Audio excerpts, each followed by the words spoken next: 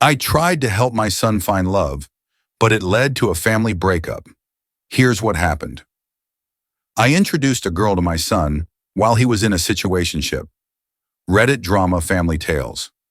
At the age of 50, I find myself in the midst of a perplexing and somewhat distressing situation involving my son's girlfriend, who has consistently been somewhat distant and cool toward me. My son and his girlfriend, both 25, have been dating for a while now, but the roots of the issue go back about 3 years, to a time before they were officially a couple. Back then, my son was involved in what he described as a situationship with her. This term was new to me at the time, implying a relationship that was more than friendship but without clear commitment. He lavished her with luxurious gifts and frequently invited her over. Yet when pressed, he admitted that they weren't officially together. She was an attractive online influencer, considering her options among several interested parties. About 7 months into this undefined relationship, I met a young woman through my work who seemed particularly smitten with my son. It was during a typical bustling afternoon at my small boutique, a place adorned with colorful fabrics and eclectic decorations that reflected my personal taste for the vibrant and unusual, that I met her. One of my employees recently hired brought an infectious energy and a smile that could brighten even the dreariest days. As we arranged new stock one day, she casually mentioned her admiration for my son, having seen photos of him on my desk. Her interest piqued as she spoke of his achievements and hobbies, which I had shared in passing during our coffee breaks. My son was in what he called a situationship with an internet influencer, which is an informal and seemingly open arrangement, so I saw no problem with putting him in front of someone who was obviously interested. After all, the influencer was still weighing her options among several suitors, and he had previously made it clear that the connection was not exclusive. Given the circumstances, I believed that giving this young lady my son's contact information and urging her to give him a call was a harmless enough gesture. It could be fun for him to meet her. When I brought up the interaction with my son later, his response was hesitant, with a vague, "Okay, Mom," and a non-committal shrug. He immediately changed the subject. There was no quick follow-up or spark of interest. It appeared to be just one more thing tucked away in the recesses of his memory, not important enough to take action on just now. My son's response was non-committal, and nothing immediate came of it. However, eventually, he and the influencer formalized their relationship. Over the following months, the dynamics of his relationship with the influencer began to shift.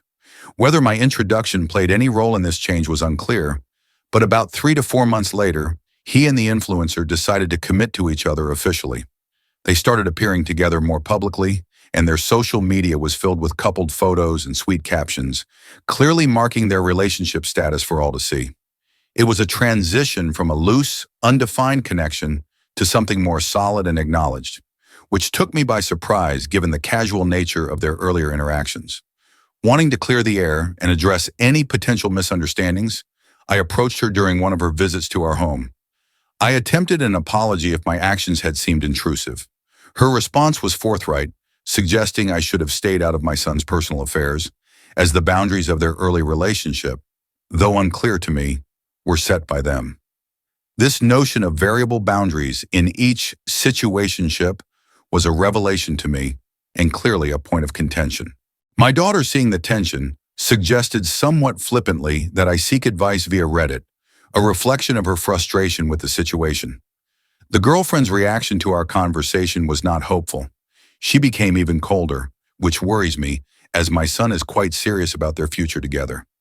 The setting was our family living room, a space that usually felt cozy and inviting, with its soft, plush sofas and the gentle hum of the grandfather clock in the corner.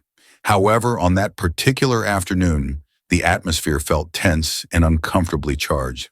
It was just the two of us, as I had asked her to stay back for a few minutes after a family lunch, hoping to discuss our misunderstandings privately. I chose my words carefully, trying to convey my sincerity and regret if my past actions had overstepped her boundaries. The autumn light filtered through the sheer curtains, casting soft patterns on the carpet, a stark contrast to the hardness of the conversation. As I spoke, I noticed her posture remained rigid, her hands tightly clasped in her lap. Her face, usually expressive and animated, was set in a mask of polite detachment. When she replied, her voice was cool and measured, her words carefully chosen to maintain a diplomatic but distant tone. She reminded me that the dynamics of her relationship with my son, even in its early stages, were for them to navigate and not for outsiders to interfere with. Her response left little room for the warmth or understanding I had hoped to foster. It was clear that my attempt at an apology hadn't thawed the frost between us. After a brief and somewhat stilted conversation, she excused herself, claiming a need to catch up on work. The way she quickly gathered her things and avoided eye contact as she left underscored the chilly atmosphere. Watching her leave, I felt a sinking feeling of unease. My son is deeply in love with her, often discussing their plans for the future with bright enthusiasm. His seriousness about their relationship made her coldness toward me all the more troubling. It was clear that repairing this rift would require more than just a single conversation, and the path forward seemed daunting. As I sat alone in the now silent room, pondering my next steps, adding to the complexity was that I'd had limited interactions with her. One significant episode did little to help our relationship.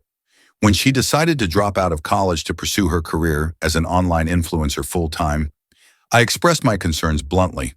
She was close to completing her degree, and I saw her decision as potentially short-sighted. I voiced these thoughts more forcefully than I perhaps should have, especially considering I wasn't contributing financially to her education. Now, reflecting on these events, I find myself questioning how best to mend this fractured relationship. My approach so far has evidently not been effective, and with my son's deepening commitment to her, the need to reconcile for the sake of family harmony feels urgent. I am contemplating ways to bridge this gap, seeking to understand her perspective more fully and to communicate my intentions without overstepping boundaries. It's a delicate balance to strike, one that I hope with time and effort can be achieved. Update: I wasn't planning to share more at this point, preferring instead to keep things simple and civil. However, events took a turn that forced the issue out into the open. My daughter felt compelled to share our family troubles with my husband, perhaps hoping for a resolution that seemed beyond my reach. My husband, typically a steady presence, though often absent due to his work, is deeply invested in the well-being of our family. His career has enabled us to live more comfortably than many in our community, but it comes with the cost of his frequent absence. This time, he returned unexpectedly early and walked into the midst of unresolved tension. Unhappy with what he perceived as ongoing issues with our son, he made the drastic decision to ask him to leave our home, a course of action I hadn't anticipated and wasn't prepared for. I wasn't there when he arrived. I only came back to find that my son had already packed some essentials and left. The reality of seeing his space empty brought an ache, a deep, unsettling feeling that things were spiraling out of my control. Meanwhile, my son's messages filled my phone. His words echoed his hurt and disbelief at being cast out, describing our actions as heartless. With my husband leaving town again the following day, the responsibility to manage the fallout and maintain our home fell heavily on my shoulders. He assured me that he would handle things concerning our son from afar, a statement that left me both relieved and distressed.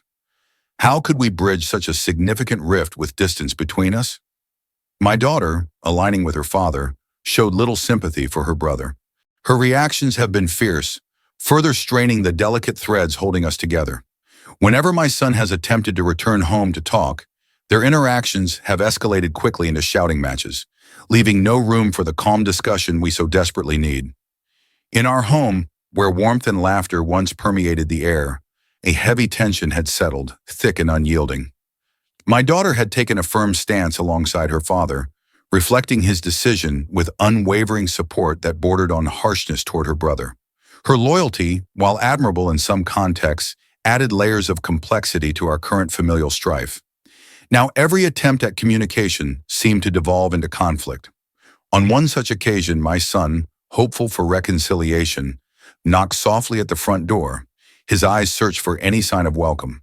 As I opened the door, the hopeful glimmer in his eyes faded almost instantly when he saw his sister standing behind me, her stance rigid, her expression stony. Before a word could be spoken, the air thickened with unspoken accusations and defenses. My son, usually reserved, began with a tentative, "Can we talk?" aiming to bridge the chasm that had formed between him and the family. However, his sister, interpreting his return as defiance, responded sharply, "Why are you here? You know Dad's decision." The conversation quickly escalated as voices rose. My daughter, mirroring her father's earlier decisiveness, accused her brother of being thoughtless and irresponsible. Their arguments, fueled by past misunderstandings, resonated within the walls, each word echoing louder than the last.